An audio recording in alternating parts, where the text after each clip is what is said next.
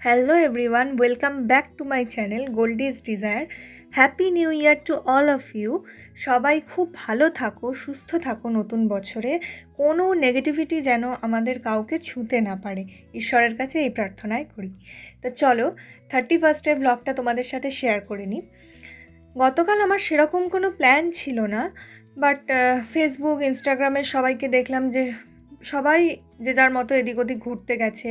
কেউ নিকো পার্ক গেছে, কেউ ইকো পার্ক গেছে, কেউ চিড়িয়াখানা গেছে।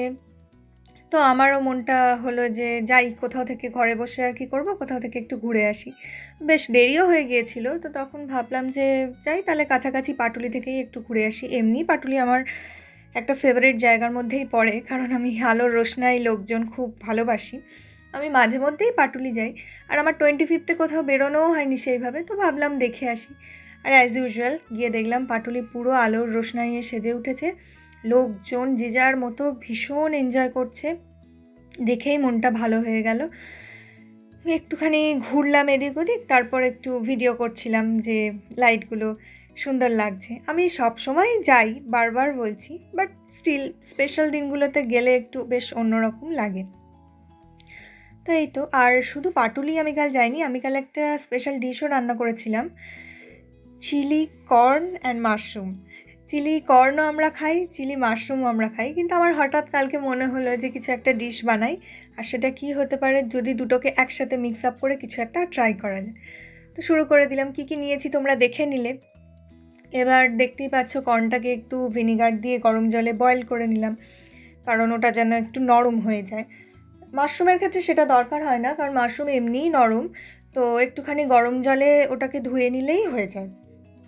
তারপরে দেখতেই পাচ্ছ একে একে পেঁয়াজ বাটা, আদা বাটা, রসুন বাটা, লঙ্কার গুঁড়ো, গোলমরিচ, নুন স্বাদ মতো সব কিছু দিয়ে, আর এছাড়াও ডিম তো দিতেই হবে মাস্ট, যেহেতু চিলি কর্ন আর মাশরুম বানাচ্ছি। সব কিছু দিয়ে ভালো করে মিক্স আপ করতে হবে। এটা আমার আইডিয়া থেকে বেরোলো, তোমরা করলে যদি শুধু চিলি মাশরুমও করো, এই একই প্রসেসেই করতে পারো, ভীষণ ভালো হবে। চিলি কর্ন করলেও খুব ভালো হবে, বাট আমার এটা হঠাৎ করে মনে হলো যে দুটো একসাথে করে দেখি কেমন লাগে, যার জন্য করলাম, যেই না ভাবার সেই কাজ। তারপর পরিমাণ মতো কর্নফ্লাওয়ার, গোলমরিচ সব কিছু অ্যাড করে দিয়ে ভালো করে মিক্স আপ করতে হবে। একটু সোয়া সসও দিয়েছিলাম, বলতে ভুলে গেলাম, সোয়া সসও দিয়েছিলাম, আর জিরে গুঁড়ো। তারপর ভালো করে মিক্স আপ করে হাফ অ্যান আওয়ার লাগলে ভালো হয়, বাট যদি হাতে সময় না থাকে অ্যাটলিস্ট 15 মিনিটস রাখতে পারো, তাহলে ভালো হয় আর কি জিনিসটা, ম্যারিনেশনের পর যদি রাখতে পারো। তারপর একে একে আমি কর্নগুলোকে ভেজে নিচ্ছিলাম, আর মাশরুমটাকে আমি লাস্টে ভেজেছি, তার কারণ কর্নগুলো ডিপ ফ্রাই করার প্রয়োজন ছিল, মাশরুম অতটা ডিপ ফ্রাই করার প্রয়োজন হয় না, মোটামুটি এক পিঠ ভালো করে ভাজা হয়ে গেলেই তুলে নেওয়া যায়। তারপর যেহেতু চাইনিজ ডিশ, তো আমরা সবাই জানি যে চাইনিজ ডিশে বেশি করে রসুন কুচিটা দিতেই হয়, আর একটু লাল লাল করে ভেজে নিতে হয় যাতে রসুনের কাঁচা গন্ধটা না থাকে, তবেই সেই চাইনিজ ফ্লেভারটা আসে। Chilli corn, chilli chicken, chilli mushroom যাই খাই না কেন, রসুনের একটা বেশ আলাদা ফ্লেভার পাওয়া যায়। তারপর আস্তে আস্তে পেঁয়াজ কুচি আর ক্যাপসিকাম কুচিগুলো দিয়ে বেশ ভালো করে নেড়ে নিলাম।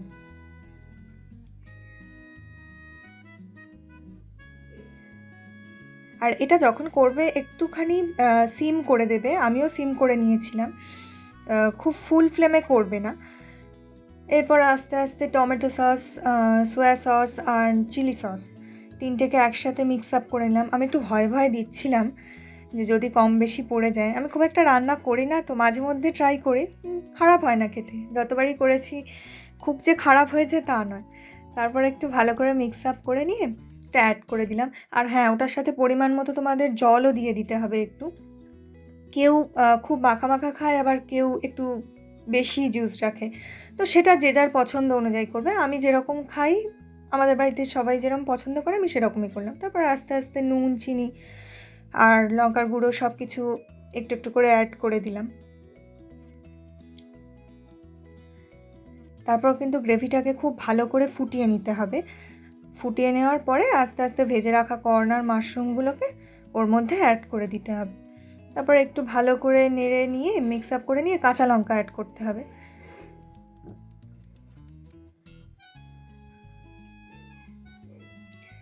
এরপরে যে যেরকম খাও আমি আগেই বললাম সেরকম বুঝে কর্নফ্লাওয়ারটা গুলে দিয়ে দিতে হবে। যদি কেউ কম গ্রেভি খাও তাহলে কর্নফ্লাওয়ারটা দিয়ে একটু বেশি মাখা মাখা করতে হবে, আর যদি বেশি খাও একটু বেশি জুসি খাও তাহলে পাতলা করে দিতে হবে। তো এটাই ছিল আমার ফাইনাল লুক রান্নার। ভিডিওটা কেমন লাগলো জানিও। Once again happy new year. চ্যানেলটা সাবস্ক্রাইব করতে কিন্তু ভুলো না। সবাই সুস্থ থেকো, ভালো থেকো, আর আমাকে সাপোর্ট করো, আমার পাশে থেকো। ভালো লাগলে সাবস্ক্রাইব করে দিও চ্যানেলটা। টাটা।